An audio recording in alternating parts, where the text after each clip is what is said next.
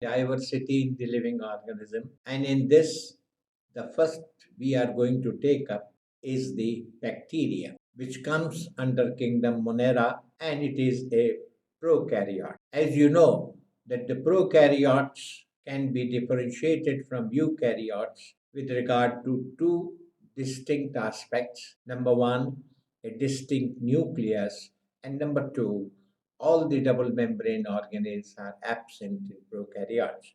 So now let us take up the bacteria. Anton von Leeuwenhoek in 1683 observed in the stored rainwater tiny animalcules, and the original term which was suggested by him was Dirkens. Ehrenberg in 1892 has given the term bacteria. Pasteur proved that rotting of substances and various types of fermentation are caused by bacteria, and he gave us the technique of pasteurization. This is a typical bacterial cell. You can see the outer capsule wall inside the cell, then the bacterial genome, which is nothing but a circular, double-stranded circular molecule, and other components. Koch suggested that bacteria can cause disease, and he discovered anthrax causing bacterium, that is, anthrax disease of cattle. Bijernik established the role of symbiotic bacterium, rhizobium, in the nitrogen fixation. Here is the anthrax, and this is the rhizobium bacteria. Graham introduced procedure for staining of bacterial cells. It is known as Graham stain. Whitaker classified bacteria under the kingdom Monera, of course, which includes the prokaryotes. Now, again, you can see a typical bacterial cell with cytoplasm, ribosome, plasmid, flagella, sex pili, etc. Characteristics.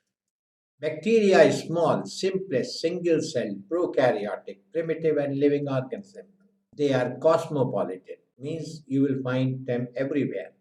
The bacteria have rigid cell wall composed of a substance which is referred as peptidoglycan.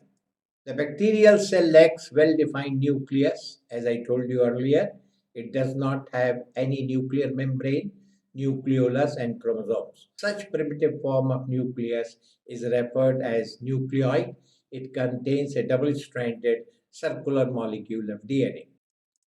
Bacteria generally reproduce by vegetative, and the most common is by binary fission and by other asexual methods. In some bacteria, the conjugation type of sexual reproduction takes place. Of course, you cannot call it as true sexual reproduction. This is the binary fission, which is proceeding in a geometric progression, the most common method. The great majority of bacteria are useful to living communities as they are responsible for the decay and recycling of organic material in the soil. Many kinds of the bacteria are parasites. They are responsible for most of the infectious disease in man, animals, and plants. This is Vibrio cholerae causing the Asiatic cholera, and that is how the bacteria is a very important component of the ecosystem.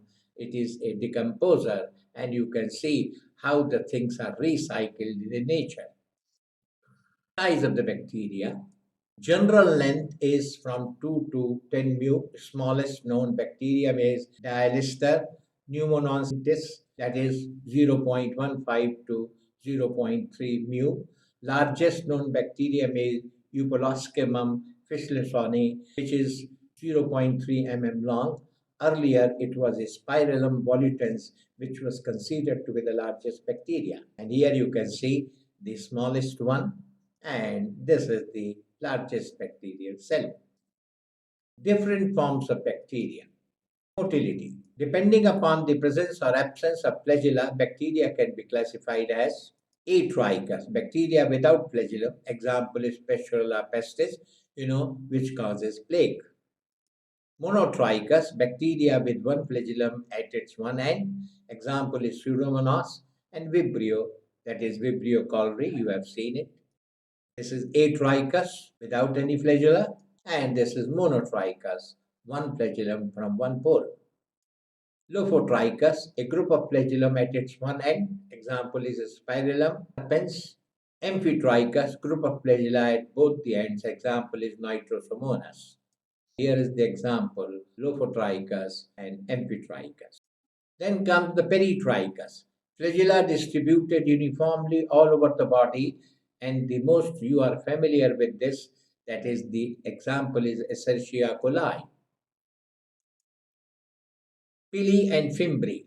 These are hair-like structures which resemble flagella. Fimbriae helps bacteria to get attached to the plant or animal. Pili helps during the conjugation process between the two bacterial strains. Fimbriae are made up of fimbric protein, while pili is made up of protein pilene. Now here you can say the diagram. Cell wall. The cell wall of bacteria is made up of mucopeptides, also known as peptidoglycan or murine. Mucopeptide is a polymer made up of alternating units of N-acetyl glucosamine, in short NAG, and N-acetyl glutamic acid, that is NAM. The cell wall of gram-positive bacteria has a thick peptidoglycan layer and teichoic acid. In gram-negative bacteria, the peptidoglycan layer is thin, and instead of teichoic acid, it has lipopolysaccharide. And here is the diagram. You can see lipoteichoic acid. Teichoic acid is there. It is the peptidoglycan, and then here you can see the periplasmic space between the membrane and the cell wall and the plasma membrane. Slime layer or capsule. Some bacterial cells are surrounded by a viscous layer which is known as slime layer. This layer consists of polysaccharide, and you can see this is the capsule wall which helps the bacteria to thrive under unfavorable conditions. Plasma membrane. The plasma membrane is made up of proteins and lipids and is selectively permeable. That is, the plasma membrane is performing the function which it performs in eukaryotes also. The infoldings or invagination of the plasma membrane are called mesosomes, and they are associated with number of metabolic processes. Mesosomes are abundantly present in the gram-positive bacteria as compared to gram-negative bacteria. They are connected with DNA replication and septum formation in the dividing cell. And here you can see the infoldings of the plasma membrane forming the mesosomes. Cytoplasm. The cytoplasm does not show streaming movement. This is cyclosis. As you know, cyclosis you find in eukaryotes. It contains 70S ribosomes, which are usually found scattered. Membrane-bound organelles such as nucleus, chloroplast, mitochondria, endoplasmic reticulum, etc. are absent. Photosynthetic bacteria contain photosynthetic lamellae. You can see the photosynthetic bacteria. The process of photosynthesis in bacteria differs from the other plants, that is, the higher plants and few cyanobacteria. Photosynthetic bacteria may be green sulfur, purple sulfur, or purple non-sulfur. They do not use water as an electron source, hence, they do not produce oxygen in photosynthesis. You can see the green sulfur bacteria and the purple sulfur, and here you will see the hydrogen donor is H2S, so the byproduct here it will be sulfur. Nucleoid. There is no distinct nucleus with a nuclear membrane. The bacterial genome is a single circular double helical DNA molecule. DNA is not bound by histones. In some bacteria, extra pieces of circular DNA are also found. These are called plasmids. You can see the nucleoid, that is the DNA of the bacterial cell. Plasmids are important in genetic recombination and in cloning of genes. You see the plasmid here, there is a conjugation tube, that is a conjugation occurring in the two strains, and at the side you can see a bacteriophage also infecting, that you will study under transduction. Plasmids which can integrate into bacterial DNA are called episomes. A. F plasmid, called as fertility or F factor or F plasmid. It plays a role in the conjugation in E. coli.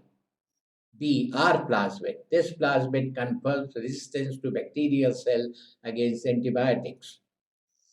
Cold plasmid, it contains genes for the synthesis of colicins, that is, bacteriocins. Technique of staining the bacteria. Graham stained the bacteria with crystal violet, an iodine solution, and then he washed them with acetone or alcohol. Gram-positive bacteria becomes deep violet or purple, but gram-negative bacteria are decolorized. If gram-negative bacteria are counter-stained with safranine, they take the red color, and this is the diagrammatic representation of the gram-positive and the gram-negative bacteria. You can see the gram-positive and the gram-negative, and the cell wall, that is the peptidoglycan. Then you have the periplasmic space,